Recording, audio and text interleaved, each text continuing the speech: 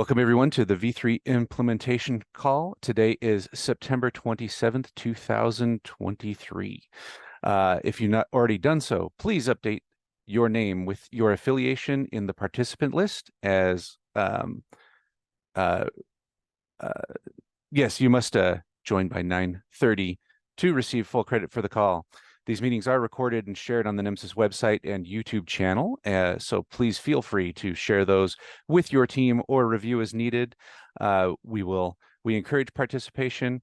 When it is time when we are taking questions, I will turn off the settings so that people can raise their hands and ask questions, and let you unmute so that you can have questions. I believe today we'll have some good discussion. I'm excited about that. But first things first, let's go ahead and hand the time over to Lauri, who has our stakeholder introduction. Lauri?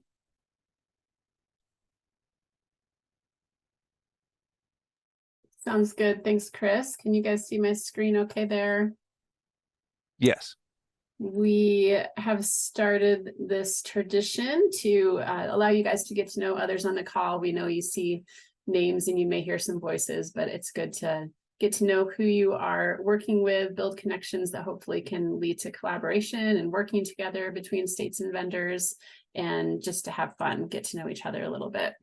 So this stakeholder, when asked what do they like to do to relax or unwind, they said they enjoy watching movies, Disney Plus, Netflix, Paramount, Max, Cinemark Movie Club as well. So they are a movie lover. Something interesting, they were in a college band. They wrote, sang, based on tongue-in-cheek, angsty, dead milkmen-like pop rock. I'm not sure if I know what all those words mean, but some of you, I'm sure, do. What was one of their first jobs? They said they were a grocery store bagger, cart retriever, front end runner, and video store clerk. And any guesses? Feel free to write in chat if you have a guess. Let me check here.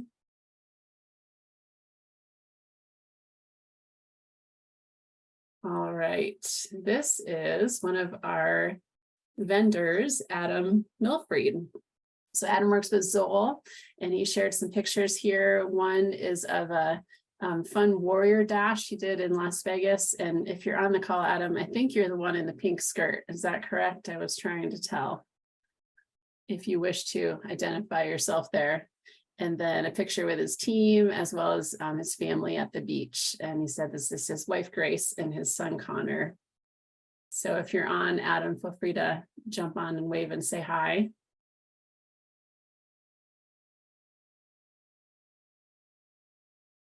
All right, and here is our V3 map.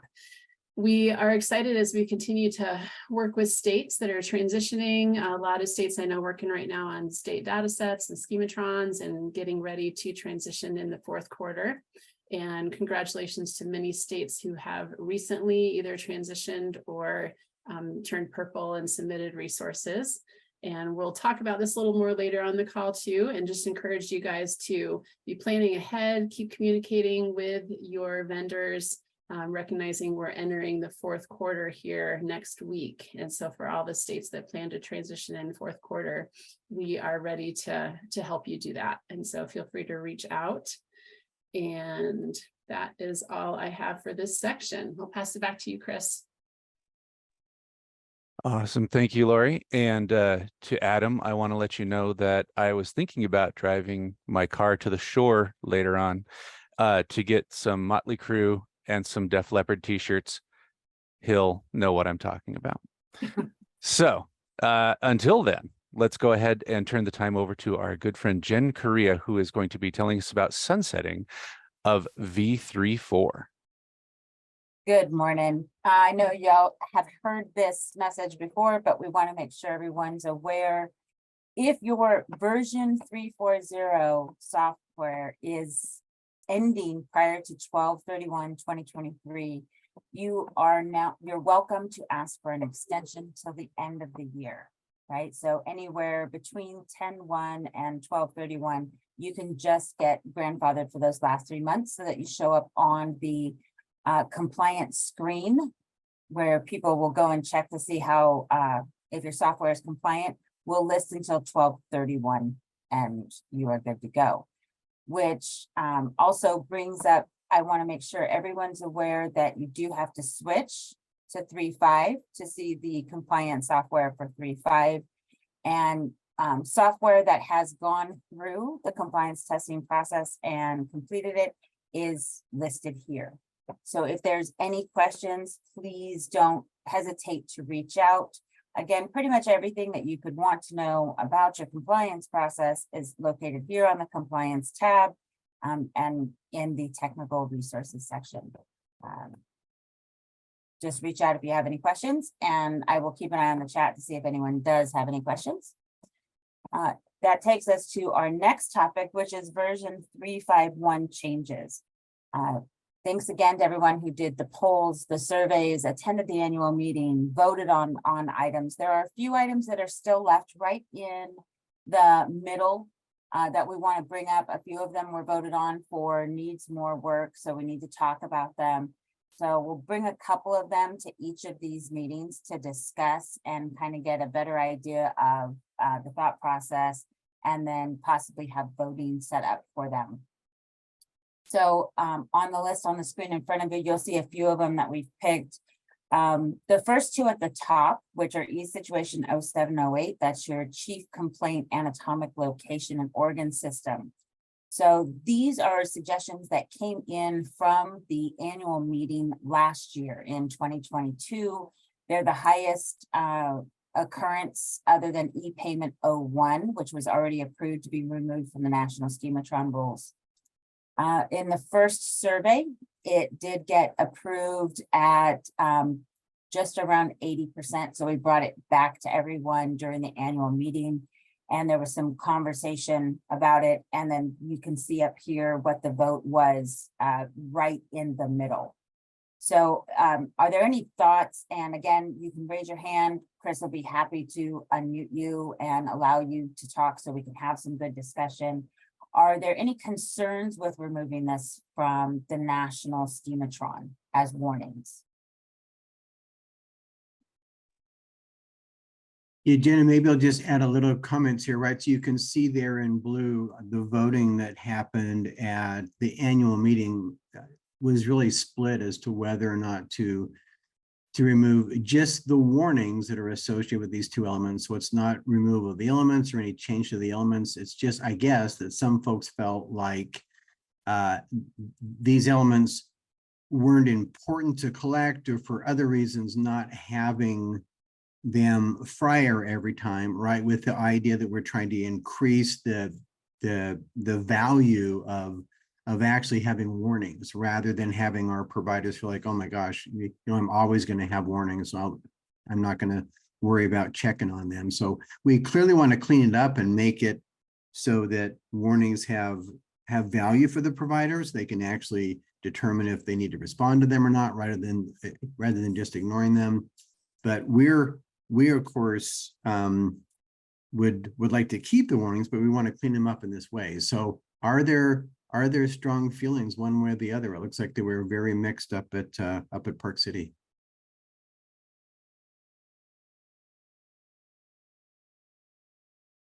I know we have about 100 people on the call. I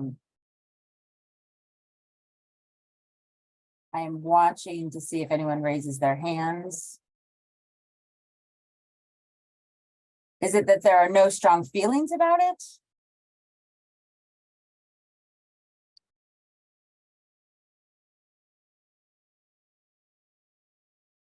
Okay. Okay, and I'm sure Chris has made it so people can unmute and speak, right? I just want to make sure. Yes. Yeah, no, Chris is there. Okay, He's okay. watching it. I'm watching it. So I know one of the things that we hear a lot from the vendors, and as we're starting to reach out more with the provider agencies, is that when they do see warnings, they're not always warnings that they're going to pay attention to. And so that was really, I think, the purpose in the conversation from last year's annual meeting, with this being the highest instance of issue. So great. So we Couple do, comments in chat, Jen. David Siller said, no strong feelings here, but why was the rule added in the first place? Do we have any history there? Yeah, I'm happy to do that. These are just your basic national warnings that just say if you care for a patient, if you offer treatment to a patient, you need to have completed the anatomic location of the injury, illness, and the organ system. So it was just to ensure that they were completed. Okay. So this is Karen. So just to reiterate what you're saying, e-situation 08 and 07 and 08 will remain as part of version 3.5 national elements, but we're only saying to remove the rules. I just want to make that clear that that's what's happening, right? Because it wouldn't change the XSD as far as the element needing to be submitted. correct. They would remain national and state elements. Okay, thank you. Samantha? Yeah, I actually support removing these from the national and letting the states decide if that is important for them. I definitely see a mismatch when I'm looking at some of the schematrons on that. And Yeah, we- yes, Samantha, and what do you think the issue is? I do see some states that, and maybe, well, now that I'm saying that out loud, we definitely see a lot of states duplicate some of the national or a lot of the national rules. And I was using that as my basis of, well, if they aren't duplicating that one, then they don't think it's important. And if the state doesn't think it's important, should there still be a national level warning there? But then as I was thinking about that, we're encouraging states not to duplicate these. So maybe I was misreading that a little bit, but if it is one of the highest ones that is not being filled out, I think it's worth exploring why. So we have a couple more comments. Rob Ayers said, agreed that the warning should be removed. Warnings are often just ignored. And Joseph Cartier says, I strongly support removing these warnings. And then Doug Butler, these are often submitted with not values. These warnings are often ignored when blank and would recommend removing. And then Rob said again, care should be driven by the providers and not by data requirements. David Saylor, warnings in general get ignored. So if we want it to be collected, I guess they would need to be errors instead. And then Sundown says mixed feelings. We want the providers to consider these things in the diagnosis, but it's a struggle as a provider identifying origins of complaints with limited diagnostics, shaky patient histories, etc. So expecting a definitive answer every time, the best strategy to collecting the data, which I think is why it was a warning, just like a, hey, if you have it, fill it out kind of a thing. And then Anne? Yeah, I was trying to remember this conversation at the meeting because I think I remember having an issue with this one too that I had submitted, a few months before the meeting. I don't know if it's completely related to removing the warning, although I do agree with removing the warning, and leaving it as a national element is fine.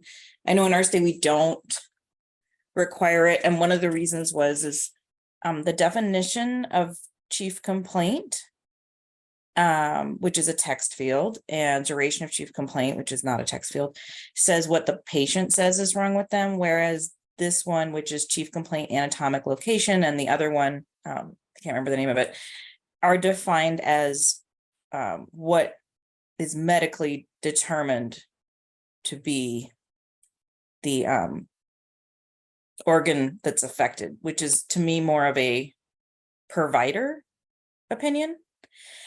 And so it's both using the word chief complaint, but with completely different definitions. So to us, we're just like, people never read the definitions anyway. So they're answering it however they're answering it, probably not with the definitions in mind.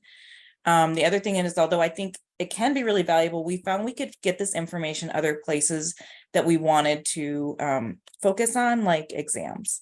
So those were just some of the reasons that we weren't focusing on these two particularly. Yeah, yeah, and that's a good comment, right? So you're right. So e-situation 04, which is a state level element, is the patient's description of their complaint. You're right. And then just down the list, e-situation 07 and e-situation 08 are the provider's impression of their And we complaint. did have another comment from Jason Lefevre, and I'm sorry if I mispronounced that, Jason. There are many situations where there is redundant field based on complaint and impression, kind of like what Anne was saying. Most providers ignore it because they feel they've already identified the organ system and impression and treatment protocols. So I think that was great discussion. Are there any other comments or concerns on that one?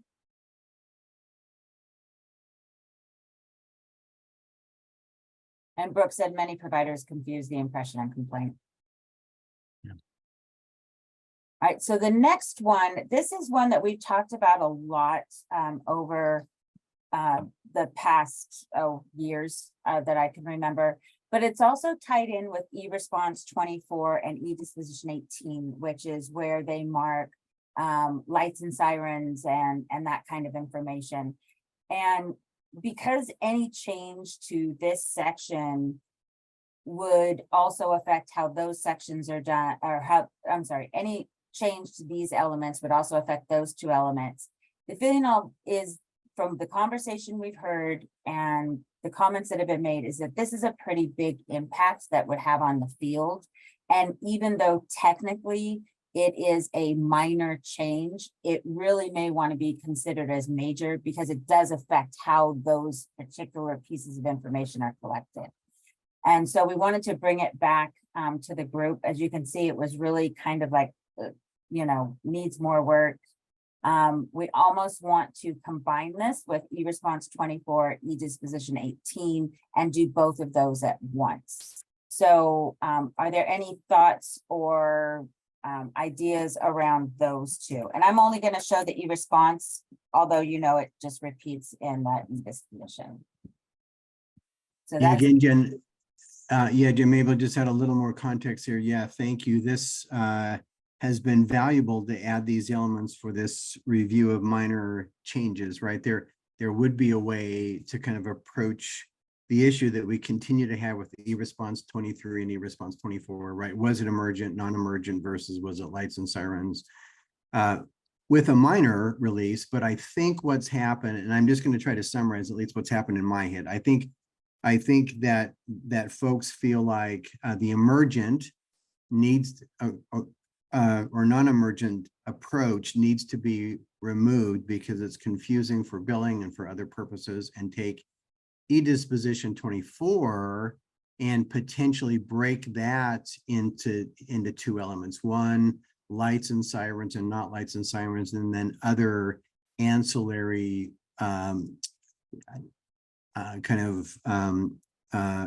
traffic techniques or other things that happen to improve the response. So I think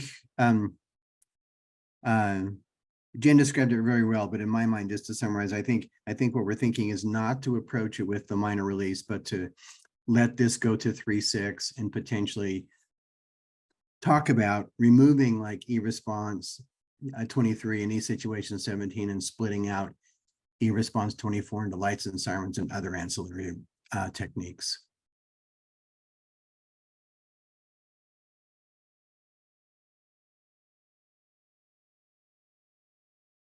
Any thoughts? Keenan? Is this an opportunity for us to engage our billing stakeholders work group? Because I know that the big pushback and changes in response priority and response modes have to do with billing and making sure that we can really define what's emergent and what's not emergent in our responses. So is there an opportunity for us to engage that work group between now and 3.6? Yeah. It's a great comment, Keenan, and that's exactly what needs to happen. So yeah, I think we agree. And to also bring in the provider agencies, because how, what we keep hearing is that the EMS provider is not always going to know emergent, non-emergent, the way it's defined in this element, versus the way it might be, you know, locally talked about. Well, emergent is anytime you go to a scene, right? Versus anytime you go lights and sirens, or so it just gives us a chance to really pull in the different stakeholders and get it right before we rush the change, just to get the change in. Yeah, Anne? I'm fine with waiting for 3.6, so I'm not arguing against that. I think it will take some careful consideration, especially since this is a mandatory element. I think my two main questions or concerns are, one, if this element, because we actually use this and have been using this for a couple years now in relation to our rules update that we've been going to, because the lights and sirens are so tricky to use, the e-response 24. This one's pretty clean, which I like. It's a single select, but I also see how when we have conversations, at least the ones that we've been having in our state, seem to really reflect around the use of language like lights and sirens or not. Although then, so my concern is kind of the fact that there's a lot of literature out there moving away from lights or sirens or certain maneuvers as perhaps not as effective as we used to think they were. And so whatever we go forward with, I think we need to consider keeping kind of like a multiple value definition for each one, because I do kind of wonder how much of that is going to become outdated terminology or not what we want to emphasize. Or maybe even not necessarily indicative of something's an emergency just because they didn't use lights and sirens. Maybe it's still an immediate response. So that's one thing. The other one is, I was wondering if we are thinking about moving towards that, because I know there's a super important billing aspect for some agencies, which is really understandable that that would be key. Can we, I feel like the extended definitions group is definitely, it's like slogging through mud sometimes because we all have so many different opinions and it's very well thought out. But I'd love to see if we could tackle some of this and kind of see if we can get some better understanding into what emergent and non-emergent is with some example terminology in that. I'd like to start using it in whatever way we're envisioning it needs to be changed into sooner rather than later. I know right now we may end up with some of these defined in our rules, and if that's the case, we can't just change them automatically. So it's kind of nice to be able to kind of show that this is reflective of this, or X is the same as Y. And I don't know how many other states are like that with lights and sirens versus emergent, so that we can all kind of keep doing the same thing. That was really long, sorry. But no, but it's important, because I think you're absolutely hitting why we want to move this into the combination with the 24 and the 18, is because it is complicated and it needs that time to be looked at and really considered from everybody's viewpoint. Like, how is it going to get used so it gets used correctly?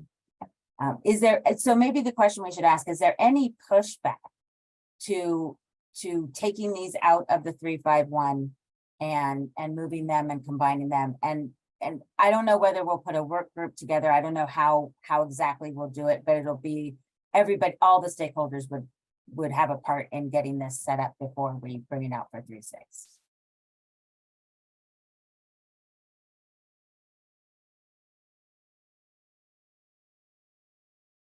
Yeah, that. All right, I like silence on that one, because oh no, Clay. Oh, no.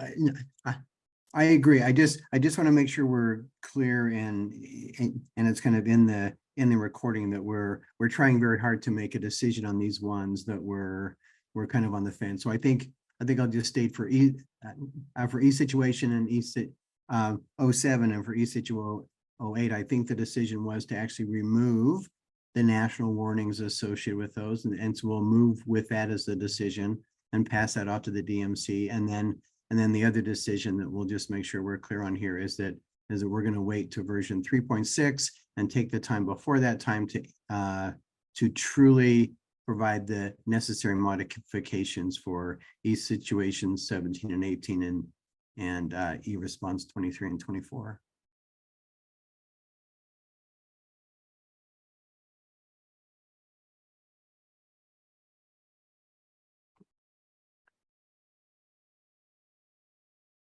So sorry, I figured I would put those notes in there as well.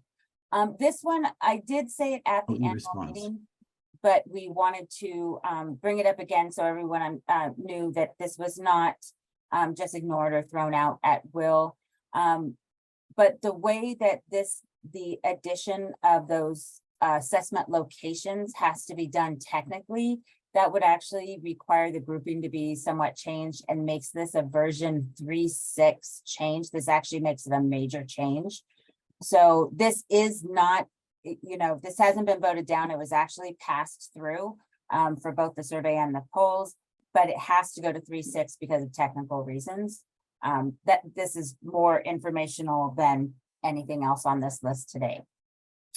E-history 01. All right, so let's take this so I can show you what it is. Nothing really got anyone excited as far as the terminology for the definition for e-history 01, but there did seem to be agreement in the discussion process that the barriers to patient care, it might be nice to have it not just consider the scene.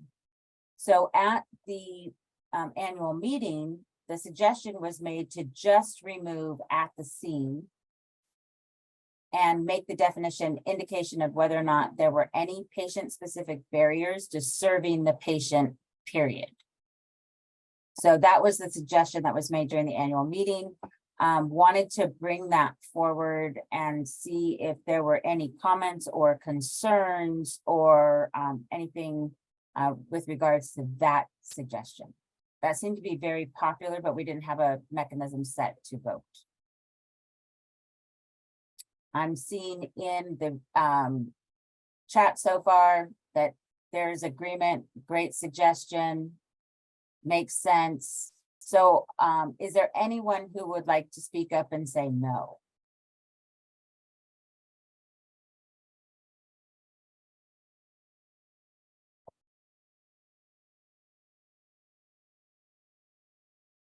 All right.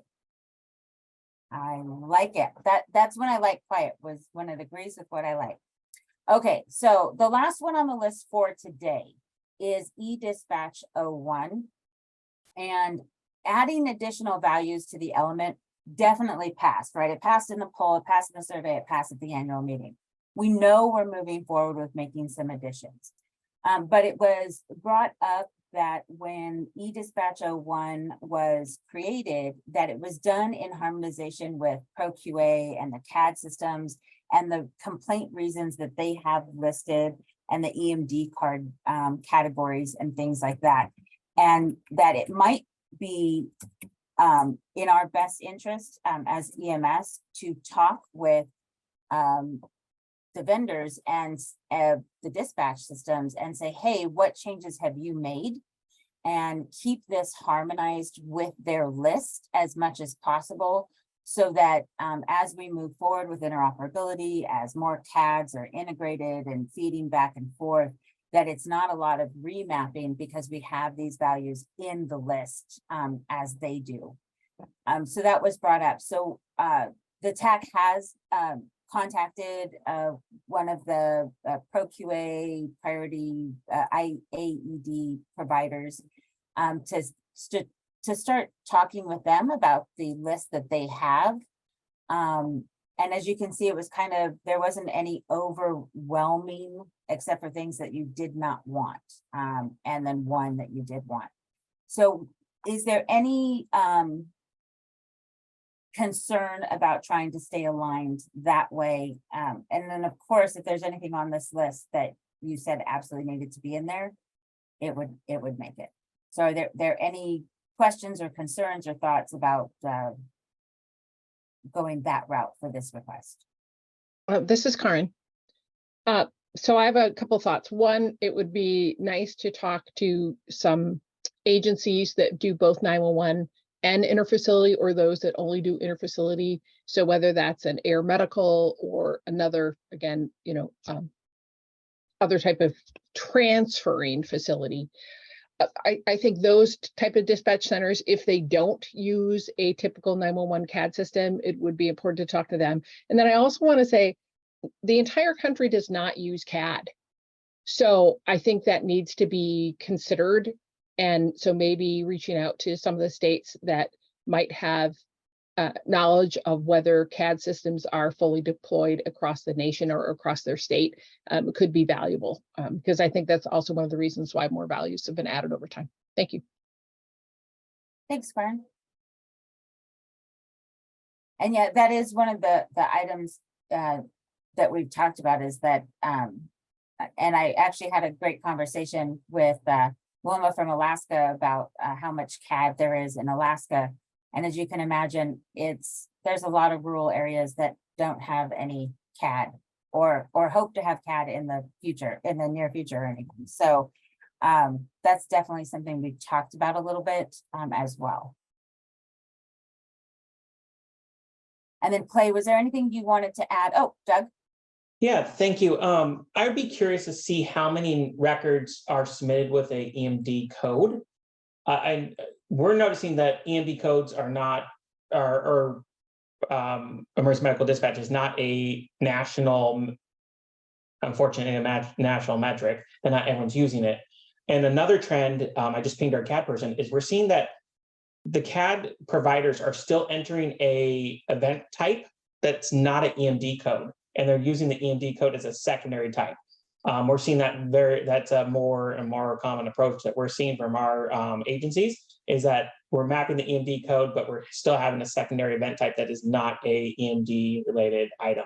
So I would just be concerned that if we say, hey, we're only going to restrict this list to EMD codes, that we are going to be eliminating X percentage of incidents. And I don't know that percentage, and be kind of interesting to see how many records are actually documented with some form of EMD disposition. Yeah, and I don't think the intent's to limit it to only EMD. And Clay, jump in and correct me if I get anything wrong. I don't think that's the intent. It's to make sure that we add any of those values that need to be there as well for those that are, as well as the ones that have passed overwhelmingly that were voted on.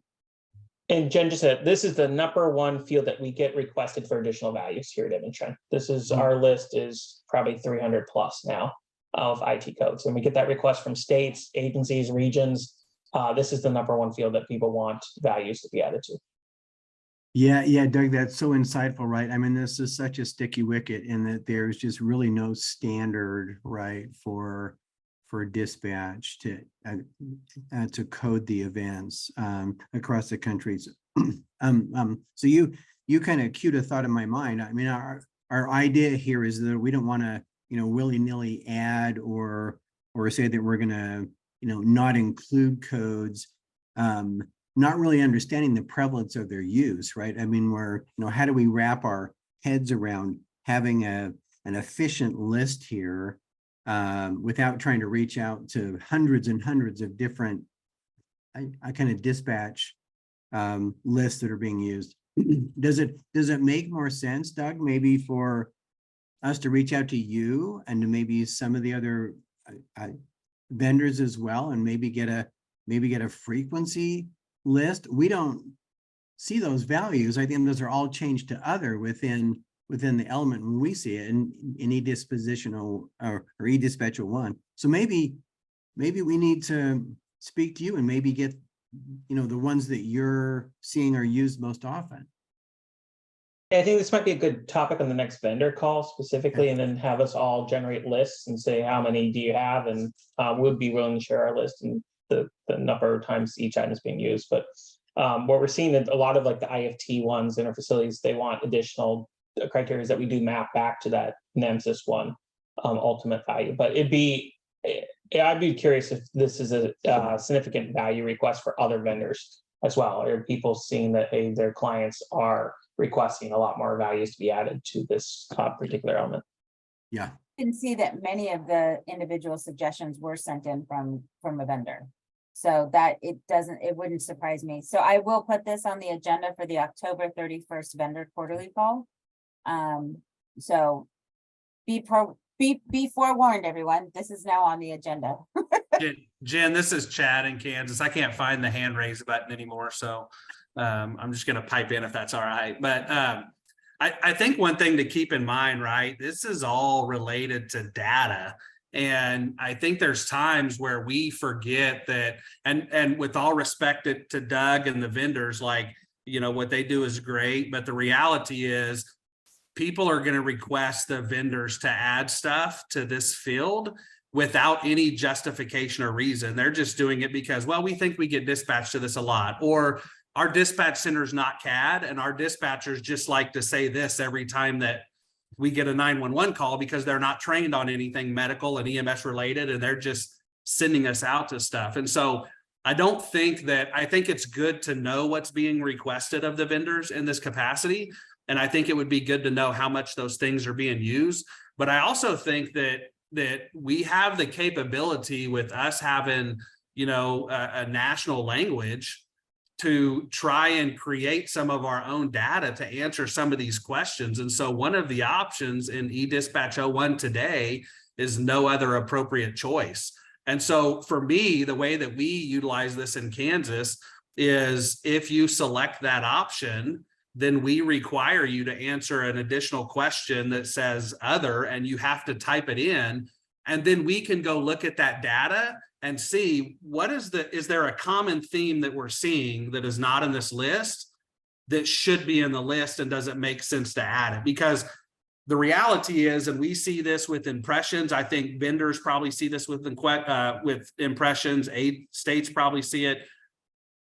And when people are writing tickets, if what happened to them on that call is not there, they don't like to use the word other. And so they want you to add everything in. And if we added in every impression into our state system, for instance, that people wanted, we would have 4,000 impressions that they would have to search through to do that. If we added in every dispatch reason that they wanted added in, our dispatch reasons would be a few hundred deep easily, which complicates things. So for me, I think if we can figure out ways to better identify really what is missing, and figure out ways to kind of collect our own data while we do, you know, we know that 3.6 is so far out. So is there a way in 3.5 that we can make a change and start collecting data and see maybe what needs to be added into 3.6 from everybody for that point?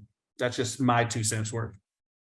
Well, Chad, it's a really, really good point. That's a great discussion point, right? So you guys really spend some time determining in Kansas what really needs to be added, and you evaluate your data before you reach out to your vendor with a suggestion. I agree with you. Knowing what people have requested and how often it's been requested probably provides some indication of its need for use, but also what you're doing is important. What I'm interested in, Chad, is your last comment there. If we made a change in 3.5.1 that allowed us to look at what people actually want to have added or providing additional evidence as to keep this list, you know, efficient and as short as possible, but as, you know, as valuable to capture reasons, what would that look like, Chad, if we were to add something other than just adding, you know, if there's no other appropriate, like you've done, if there's no other appropriate choice, just write it in. That would be tougher to, yeah. Yeah, and I think that's our challenge, and it may not be something that's easily resolved now, but if we can figure it out in moving forward in future versions. But you know, to me, that's what it looks like. It looks like that there's a way that if you select no other appropriate choice on something, that you have to type something else in another element or another field. Now, I can see Keenan like throwing darts at my picture on his wall right now as I say that, but in my mind, that's the only way that I can think of right now to do that, because then people are entering it, you know, as these guys are entering in those tickets and they're doing it and they're selecting no other appropriate choice, and you're forcing them to tell us, okay, if the choice you want isn't here, then what is it? Like, type it in and tell us what it is. And that's the only thing that I can think of, but I know that's also a super difficult process to push out, not just into NHTSA, but down to all the vendors and the agencies. So I'm definitely open to what other people what other people have ideas. And it could be something that maybe that's on us as states to push that information out to our agencies and say, hey, what are you guys seeing that's not there? And sometimes it's just even grabbing the research from a survey standpoint and seeing what the common things are. Because I know one of the things we do in Kansas on a lot of things is we will sometimes give them a list. Hey, here's the 20 requests we had to add to the dispatch stuff or the impressions, but we're not adding 20. We can only add 8 because it's getting too big. So which 8 do you guys want to add, or which ones? And we do the opposite, right? Like we'll go through this list here and we'll run reports annually and see which ones are not used. And then we'll eliminate those as well. And so that's one of the things that I think is important, is it's not always just adding stuff to the list so that it covers everything. It's also the idea that, hey, are there things on this list that aren't being utilized? And let's pull those things off, because then it helps keep the list smaller as you continue to improve them. Really, really good points, Chad. And it looks like I'm just looking at the notes. It looks like there are other states. Karin mentions South Dakota, right, that uses that same approach that you're using in Kansas to kind of refine that list. We'd love to see those lists right here. And your point's well taken, right? We can look at the national level and see what percentage of calls are captured by these current values that are in eDispatch 01, and determine if there's like a better term in what we get from the vendors or from states. Wow, Sundown makes the point very well. He says Houston's dispatch type lists 1,100 items. That's crazy. So yeah, no wonder this is so hard. Keenan, did you have your hand up? I did. I just finished printing Chad's picture out for the dartboard. But I think that Chad does have a point. I think that when it comes to dispatch complaints, there is kind of a finite, like it's not always up to interpretation. So it can be vendor specific. And I think a lot of what we get as far as requests for new codes are either greater specificity of existing codes, right? Like penetrating trauma is stabbing or gunshot. Or we know that when the priority dispatch system added the response determinants, that kind of blew everything out to thousands instead of 33 or 36. The other thing is sometimes we get a lot of requests because of older integration systems that don't map. So you can't map traffic accident to traffic accidents because Motorola knows it as one thing and we know it as something else. So we would have to use, motor vehicle accident, and then that adds a new thing. So I think there's not a million different things that we need to actually find out. There's probably a finite list that we could get to and capture pretty much everything in some sort of work group, but I don't want to belabor this point. So I'm done talking. And Doug, I did see your note. I will add this. I actually meet with the billing stakeholders next Tuesday, so I will add this to our agenda as well. I did not realize that dispatch reason was a part of the billing process, or could be, I should say, could be part of the billing process as well. So I'll get that on their agenda just to get their thoughts as well. This is Karin. I have one more thing to say. So I just pulled some data for South Dakota for the last, 4 years. And the value that comes up the most is actually transfer interfacility palliative care. So it would be great if those could be broken up so that one had, and I don't know what CAD systems have, so forgive me that I don't have that knowledge, but, and really it's EMD CAD, right? So we know interfacilities are a thing, right? But we also know discharges, which I would consider palliative care. But the fact that I'm assuming most states that's probably going to be their highest dispatch reason, and that's just kind of wild when we consider that in theory we're a 911 response. Thank you. Yeah, having those combined was another issue that's been brought up in the past. That's a good point, Karin. So Jen, it sounds like we'll take this back to the vendor group and also take this back to the billing group and keep track of the comments that were shared here. The great conversation. And that fully fits into the needs more work category, which this got voted into. So thank you, and look forward to more of these discussions in future V3 calls. And there may be times where we also, you know, do a up or down vote, move forward kind of thing on these V3 calls. So keep on coming back, and I will turn it back over to Chris. Yes, thank you so much. So I think we are now at item number 5, which is detailing the state's progress to version 3.5 with Eric, Chaney, and Clay. Sounds good. And I know Eric and Clay are happy to answer any questions, but they asked me to share this document first.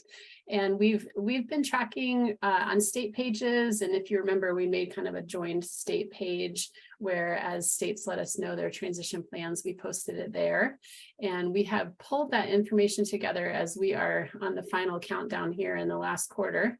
We've listed states that have not transitioned to green yet or to 3.5. And then we've listed just kind of known progress. So this is based on either conversations we at the TAC have had with that state, or sometimes it's information we hear from a vendor when we meet with a vendor and they say, oh, we're working with that state on their state data set or whatever it may be. And so that's how this information was collected. But if you are a state listed here, and if you have information that you want to communicate to vendors, please reach out to me, or I may be reaching out to you in the next few days as well to see if you have any information to add to this chart. But basically, we've listed what states have shared with us as far as their details about their transition plan. When it says working on resources, really we're focusing on the state data set and the state schematron.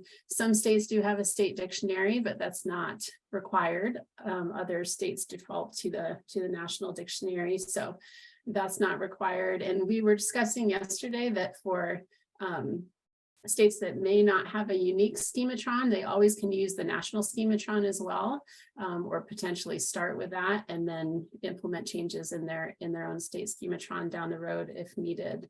So we just wanted to share this. We've also listed total current version 3.4 custom elements. As we know, that's something to keep in mind as software vendors are preparing for the change as well. So we know we're entering fourth quarter, as I mentioned earlier, and at the end of fourth quarter is the Christmas and New Year's holidays, and we don't want to ask vendors to work overtime during the end of the year, the end of the fourth quarter. So if you are a state that's transitioning in the next few months, we encourage you to start that process as soon as possible and give vendors as much time as possible to help you walk through that process, and know that we are here ready to help as well, and we would love to do anything we can to support you in that. So any questions or anything to add, Clay and Eric? Yeah, just to say, Lauri, if you're on this list and we don't have the known progress or information for you, I know Lauri's reaching out to everyone. I've asked her to have this done by Friday, to have a list of completed states, a complete list for states that have not transitioned, to understand what their plan is. And if they need any additional support from us, something we can help out the vendors with, from the vendors. If there are any challenges that they think is going to prevent them from transitioning, that's a big ticket for us to figure out what's here. Quite honestly, because what we're hearing from a few vendors is that they are concerned that states that have not transitioned may not make that timeline. This is quite different from what I normally hear, which is usually the states through NHTSA or the state organization reaching out to us directly saying, look, we're going to need to push back. We can't make that timeline. I'm not hearing that this time. It's completely different. So we're trying to get, by the end of this week, a comprehensive list for those who haven't transitioned of what your plan is, how you're going to accomplish that plan in the next 90 days, And I'll go back to what, a couple of the vendors have pointed out. Remember about probably 2.5, almost 3 years ago now. And I know this discussion came up in the 2019 annual meeting. We talked about what a reasonable timeline was for modifications, changes to anything in an EPCR product.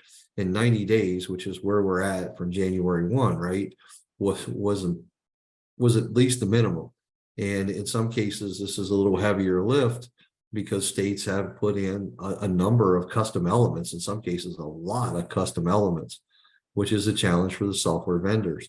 So if that's the challenge, then we'd like to know what that is. There's nothing punitive. It's just we're trying to figure out where everybody's going to be come January 1, like Lauri said, without having people working on Thanksgiving after they eat their turkey and, after they open their presents on Christmas. That's not going to happen. So we need to be clear and understand what's going on. And hopefully by Friday, Lauri will have this list completed. At least that's the task that I've given her.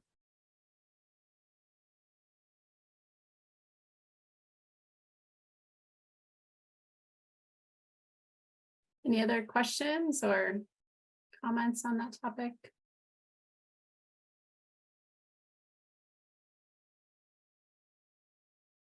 Hey, Eric. You're not making a picture of me for the dartboard too, are you? Don't worry. I made it earlier this week. Replacing yours with Chad's. I think it's very important. Like, this cannot be understated at all. Like, we do as much as we can for our customers, as quick as we can. But we're looking right now at the spreadsheet of 40% of the states, and there's no conceivable way to migrate 40% of our customer base. And that I speak pretty confidently for all of the major vendors, 40% of our customer base in 30 days or even 40 days at this point. So I would encourage everyone to be realistic about their plans and report back to the TAC appropriately. Thanks. And this is Samantha with ESO. I concur with everything Keenan said there. And the other thing, I want to point out that the longer it takes us to get resources, the longer we can put those resources in front of the agencies that are going to have to go train their customers to use this. So we're also coming up against some really tight deadlines for training the providers in the field that need to use this new version. And it's starting to feel a little unrealistic there. Yeah, hear you loud and clear. One of the things I'm trying to sort out, and I don't want to call out anybody's states here, is like who's where on that list. So when that scale from almost complete to, yeah, we're going to knock this out in the next 30 days to, yeah, we're going to be wagging the dog on December 27th. Who's where? And is there anything we can do to help individual states? I'm really reluctant to, and I hear you on the 40%. Absolutely. The math is very clear, but I'm not willing to lump everybody on this spreadsheet into one group and say everybody's in the same space, because I don't think that's the case. And I look at some of these, I know they're heavily resourced. I know some are not heavily resourced. So let's find out through Lauri and her reach out to the states, and the states, if you're on this call and you're blank here under known progress, or you think something in here has changed since Lauri's gotten this information, please update it, because this is what we're using for our decision-making process. And again, I have not heard anything from the states, and I hear from the vendors that sometimes the states don't know what they don't know. So I want to be clear. I'm listening to all parties and all sides here, but for right now, we're moving ahead based on the information that's on the spreadsheet. That's why it's so important.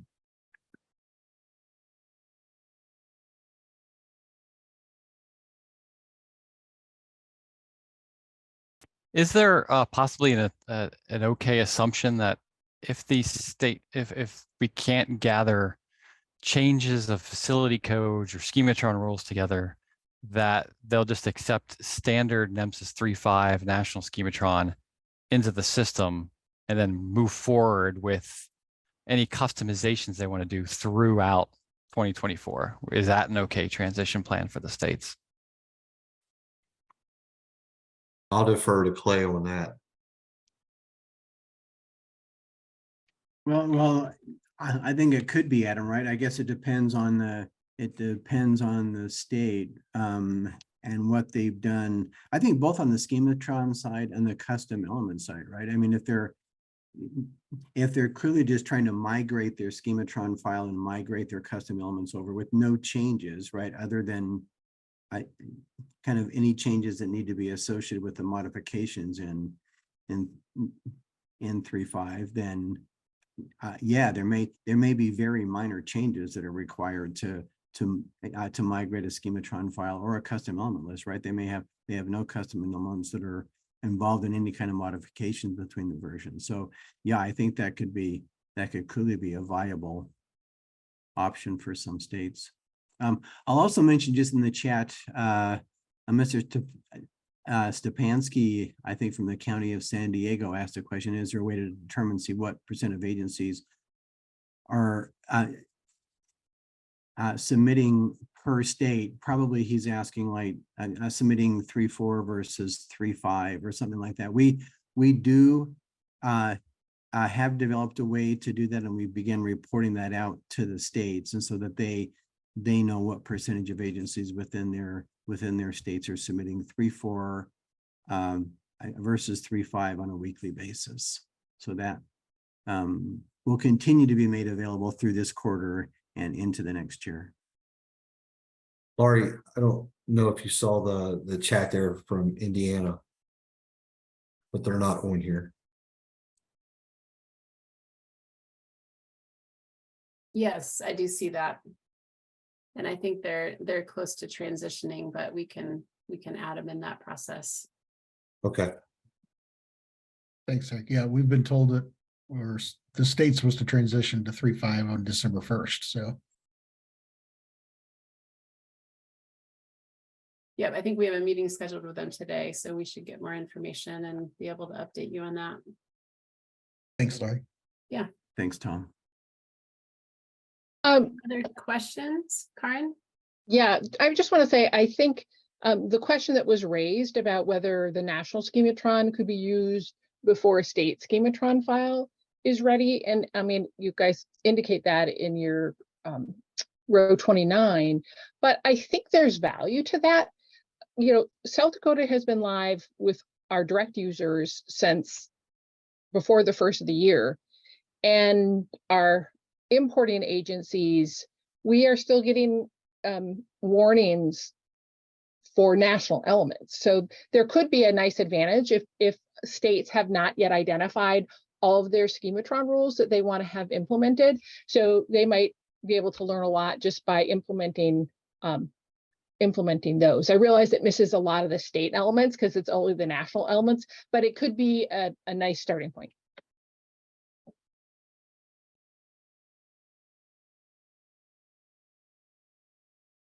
Any other comments or questions? There's a comment in the chat, Lauri, about identifying agencies submitting within a state.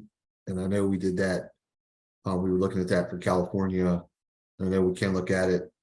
Like, what's been done on that? And is that open for everyone in terms of so that they can see it? Is it posted somewhere where people can see it?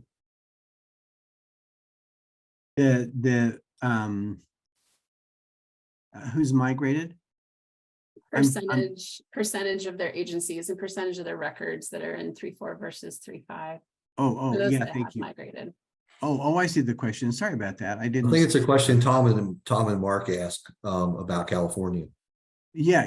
I'm sorry, I didn't scoot down my chat. Yeah, so I think right now it's just the percentage within a state. So is the question, could we provide individual regions? I think LEMSA is the one who asked the question. Are we asking if we can break that down by LEMSAs? Is that the question? I think they're just wondering how we will share that. And I think we're still working on if that will be shared on a dashboard or on a report we send out. I think we're working on the details of how best to communicate that. Yeah. The plan for that is the request was pretty rapid, right? That they would like to see that as soon as possible in a dashboard. Well, we have it scoped to be added to a dashboard, but the work involved in changing a Tableau dashboard takes a little bit of time. And so in the interim, we developed an Excel spreadsheet that was made available to the Data Managers Council and the SEMSO so that they could look by state per week until the dashboard's updated.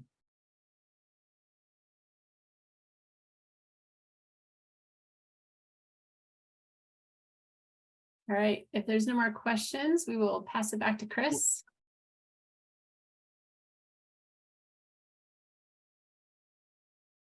Sounds good. Let me take over the screen here. All right, that takes us to the next point on our agenda, which is to let you know about the upcoming event on October 3rd. 12 noon Eastern time. We are going to have our own Clay Mann do a presentation about UUID. So mark your calendars, plan on attending that. It will be a very cool and informative session. You will receive an email about it today with a calendar item and a flyer.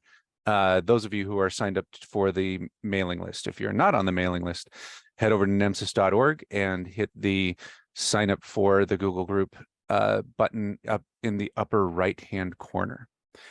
And that will actually take us all the way over to open forum. Do we have any questions or items that anyone would like to bring up for open forum? I have one thing I want to mention really quickly. Please. Okay, I'm going to go ahead and share my screen. If you can give me sharing privileges. There you go. Okay. Good afternoon, everyone. I want to let you know about the ONC annual meeting. You may have seen a blast notification that came out this week regarding the EMS Data Summit. The NHTSA is working in collaboration with the Office of the National Coordinator for Health IT, which is this agency here, to implement the next meeting that we're having on December the 15th in Washington, D.C. This is we're calling this the EMS Data Summit 2.0. And the reason why I'm bringing this to your attention is because we have a registration portal that is currently set up to have you register for this meeting. Monet, are we supposed to be able to be seeing something at the moment? Are you sharing? Oh, yes, let me make sure that you Sorry about that. I was enthralled by the information that I didn't check that. What's the screen up? Can you see my screen now? There you go. Okay, thank you. I apologize. No worries. So again, the NHTSA is working in collaboration with the Office of the National Coordinator for Health IT Information. They are hosting their annual meeting in December. The actual two-day event is December the 14th and 15th. However, the NHTSA is working in collaboration to support the EMS Data Summit 2.0 meeting, and that will be held on December the 15th. This meeting will be in person as well as virtual. And if you receive this blast notification, you will see that there is a registration link available. We have created a flyer that we're going to post on the NHTSA website that provides this information as well. Now, once you click on this information, if you're participating virtually, you'll see the NHTSA website or the NHTSA registration portal, and you'll be able to register for this meeting as an in-person participant or a virtual participant. And so there will be more information provided about this meeting, but I wanted to let you know that those blast notifications are going out. And NMSIS is participating in partial collaboration for this meeting. So if you don't see it on our NMSIS website at this time, please don't worry. We will get this information posted on the NMSIS website. And I would like to ask Mr. Chaney if you would like to add any additional information about this meeting.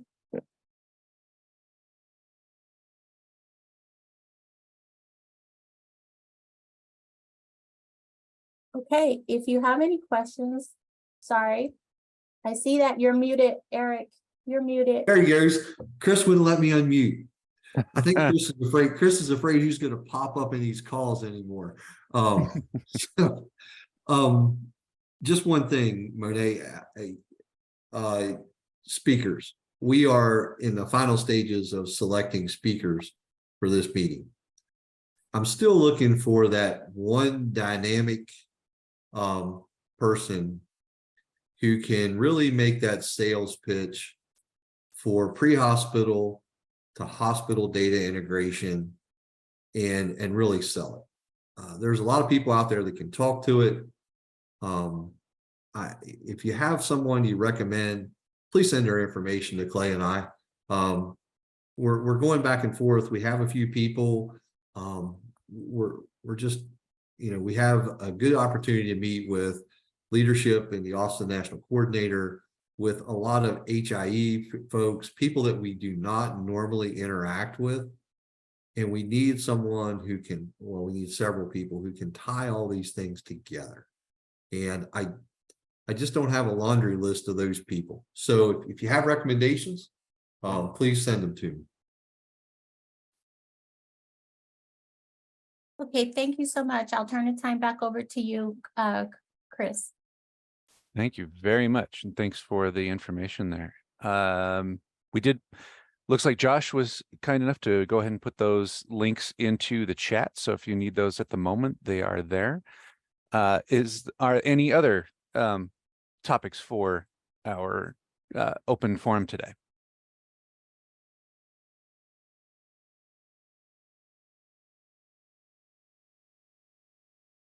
All right, hearing nothing there, let's let you know we've got more upcoming meetings. The next version or the next upcoming meeting of this meeting is on October 11th, 11 a.m.